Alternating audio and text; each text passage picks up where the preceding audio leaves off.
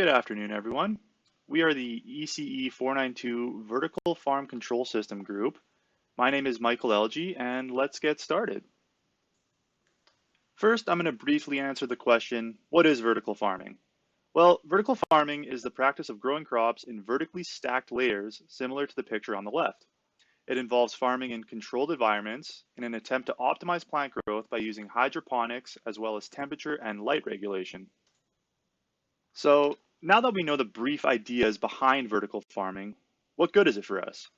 Well, first of all, vertical farming allows us to grow crops in urban settings, which is becoming more popular due to climate change and other global events.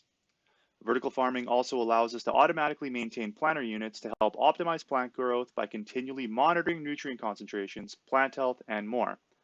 This is a relatively new area of study, and vertical farming is not exempt from the high startup costs associated with new technologies which are still unmatured. However, there are many benefits to vertical farming which makes it a very attractive substitute for our prehistoric farming methods.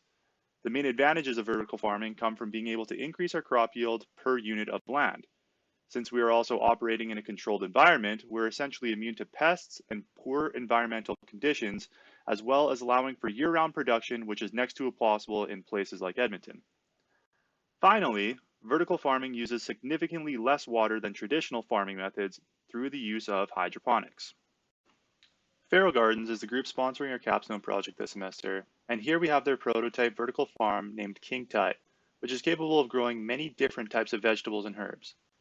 This is the prototype which we will integrate our control system with, and it will feature a camera and various sensors to monitor plant health and system conditions. Our core objectives are to create a system that can monitor a King Tut unit, as well as be capable of managing the feed water in the unit's tank. The system needed to be monitored from the cloud, and ideally also be extendable to be managed through the cloud once management functions were online.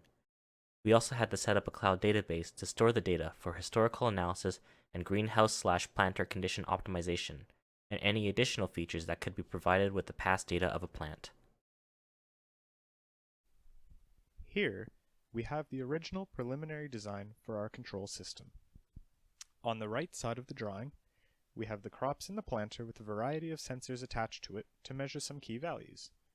pH, nutrient concentration, temperature, humidity, and water level are among the values we want to keep track of for this project. Our initial design also included some solution dispensers to help regulate the nutrient concentration and the pH for the vertical farm.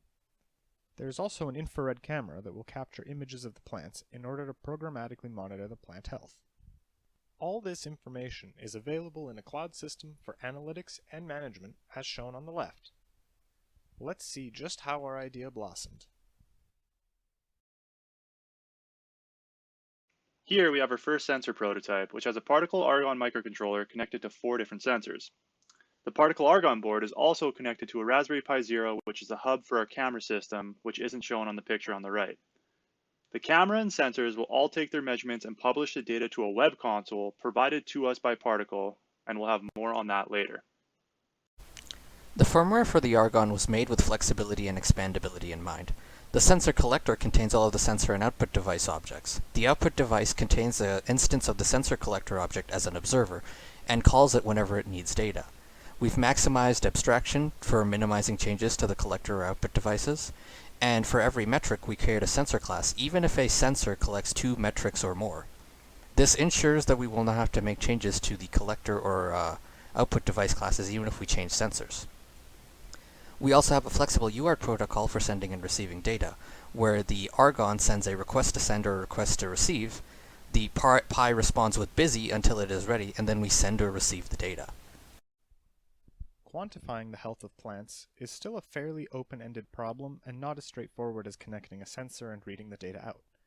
However, it is possible to measure certain qualities of plants based on the light reflected by their leaves, and one such measure is called NDVI, meaning Normalized Difference Vegetation Index, which uses red and infrared light. The image on the upper right shows the principle of capturing the desired spectral bands using a special filter. To handle this task, we created a separate subsystem which connects to the hub just like another sensor. It consists of an infrared-capable camera to observe the plants and a dedicated microcontroller for processing the images taken by it. This allowed us to reduce the amount of data stored on the cloud side and instead aggregate NDVI values across the image locally and send only important information.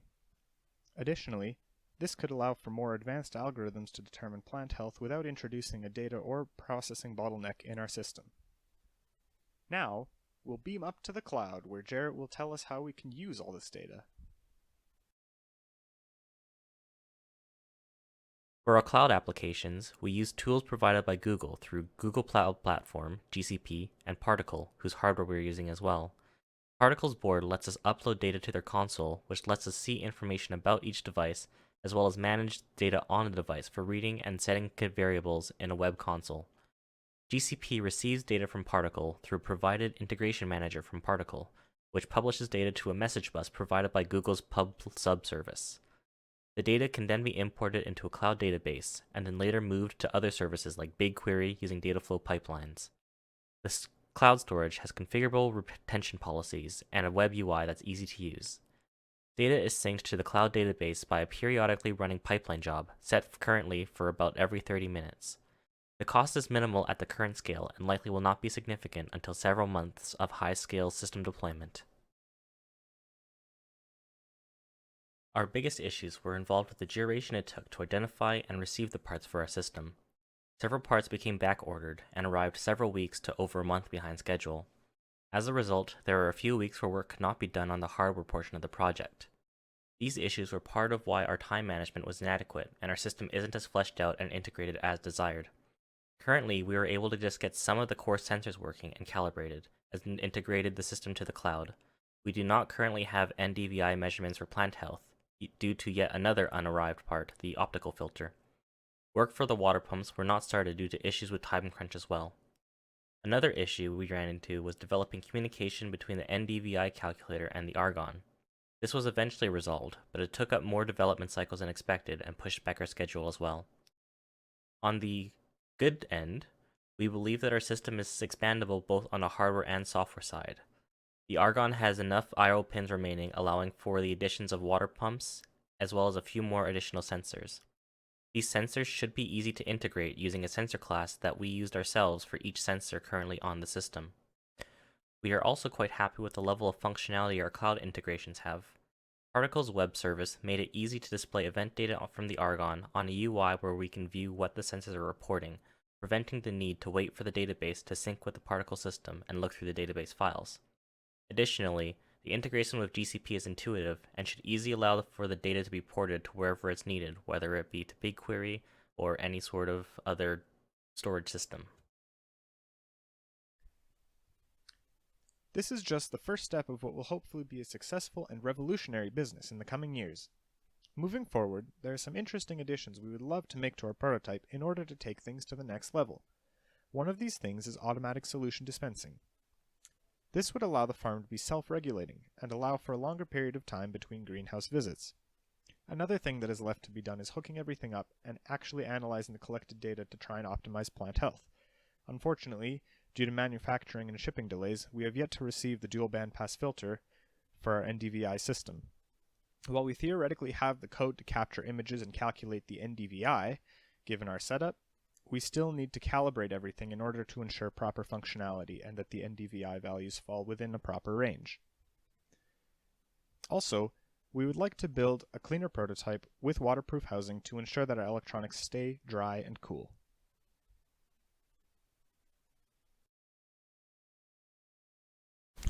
So to conclude, our objective was to create a system that monitors and modifies the nutrient solution and plant health of our vertical farming system.